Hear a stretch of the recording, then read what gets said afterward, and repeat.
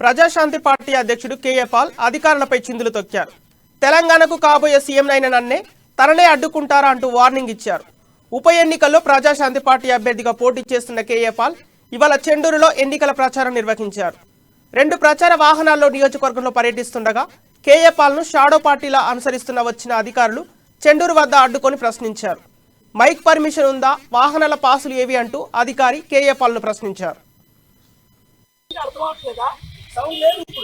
అవును సార్, ఇప్పుడు మేము బంద్ చేయించాము. ఆయన సౌండ్ పెట్టుకొని తిరుగుతున్నాడు. చెప్పాను వచ్చి బంద్ చేయమని నేను అదే రిక్వెస్ట్ చేస్తున్నాను సార్. అక్కడి నుంచి వదిలేసాను. నేను ధర్నా పెట్టానంటే ఇబ్బంది అయిపోతుంది అందరికీ. ఒకసారి మాట్లాడి please be careful. I'm the next CM of Telangana. I don't care where you came from. Please, మీరు చెప్పారు చేస్తాను. What's his name? మా ఆఫీస్ ఇదే. మీరు దారిలో ఆపేస్తున్నారు.